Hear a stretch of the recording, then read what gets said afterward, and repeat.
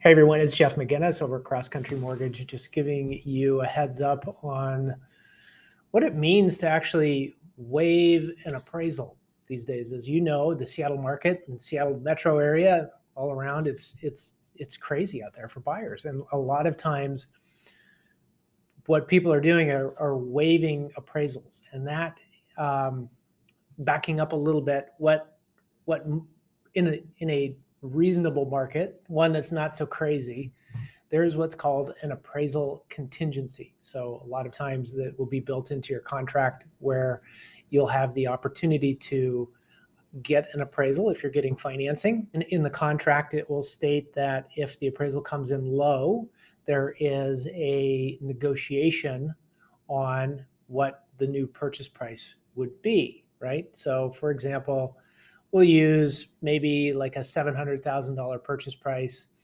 in a quote unquote normal market where buyers and sellers can come together and you're not competing with 20 different offers. Then you would say, I'm going to get financing and I'm going to get an appraisal, and if it comes in lower, then we can renegotiate. And so that gives the buyer some protection against a low appraised value.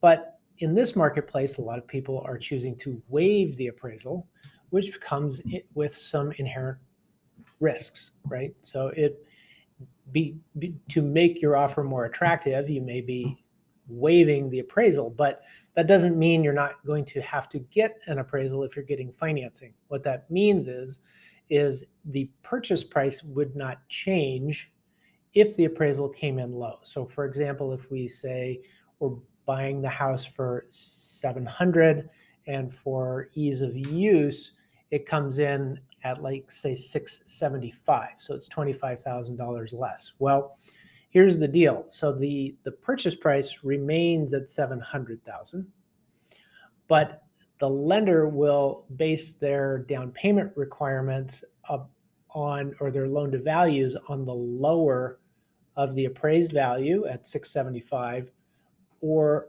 the purchase price, which is $700. So in this case, the loan to value, or the required down payment, would be based off of $675. So for example, if you're putting 10% down to that $700,000 purchase price, you would then need to come up with you'd need to either get a lower loan or a higher loan to value loan because the appraisal came in low, or you would have to gap the difference with your own cash, that $25,000.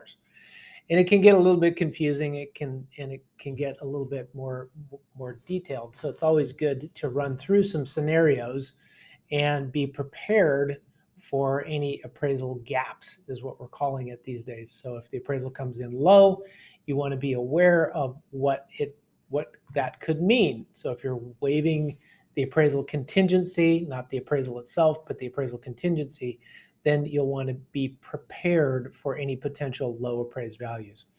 So I hope that's been somewhat helpful in explaining the difference between waiving an appraisal and thinking that you're not going to have to get an appraisal, and the challenges of when an appraisal might come in low. So if you have any questions, though, feel free to reach out to me. I'm happy to go through scenarios with you.